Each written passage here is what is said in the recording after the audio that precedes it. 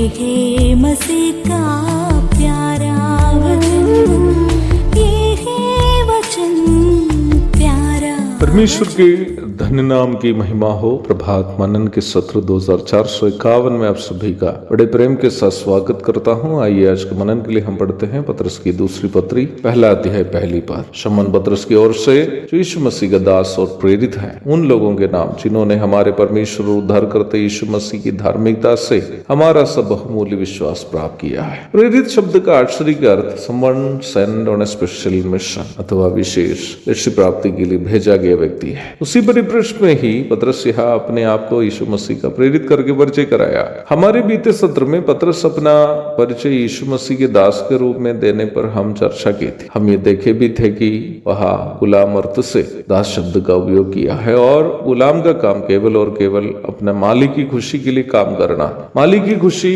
गुलाम की भी खुशी है। इन दोनों शब्दों को हमें मिलाकर समझना जरूरी है। पतरस जो एक वरिष्ठ प्रेरित था, अपने आप को यीशु मसीह के गुलाम के भी रूप में जब परिचय करता है, तो पतरस का कहना यह है कि मेरे मालिक यीशु मसीह का मैं प्रेरित हूँ।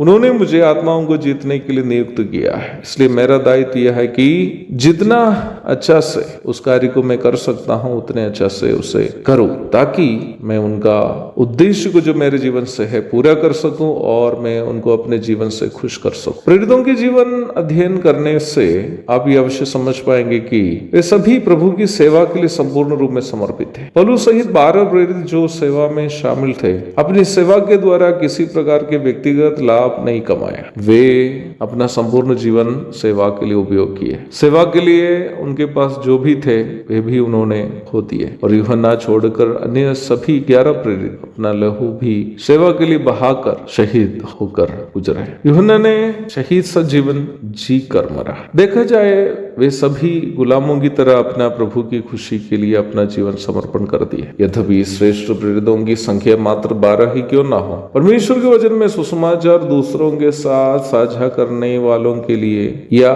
उस प्रकार के विश्वासियों के लिए उनके दायित्व को सूचित करने के लिए रोमी 10:15 में सभी विश्वासियों को प्रेरित करके सूचित किया है। रोमी 10:15 में सेंट अथवा भेजा गया शब्द के लिए मूल भाषा में अपोस्तलोस शब्द का ही उपयोग किया है। यह शब्द श्रेष्ठ प्रेरितों को सूचित नहीं करता है, बल्कि हर एक विश्वासी को सुसमाचार प्रचार की सेवा में सहभागी होने हेतु उसकी अनिवार्यता को सूचित करने के लिए ऐसे दिया है। जब तक कोई शुभ संदेश को दूसरे के साथ साझा नहीं करेंगे, लोग कैसे उद्धार पाएंगे? प्रभु यीशु मसीह के स्वर्गारोहण के बाद प्रभु के प्रेरित लोग दुनिया भर में भटकते हुए यहाँ तक अपने जीवन का भी परवाह नहीं करते हुए सुसमाचार प्रचार करने का परिणाम है आज सभी महादेशों में हम देखने वाले मसीही कलीसिया। माना जाता है कि 52 ईस्वी में थोमा अथवा प्रेरित थॉमस केरल में भी आया, प्रचार किया। अंत में तमिलनाडु के माइलापुर में मारा गया। मसीही कलीसिया की स्थापना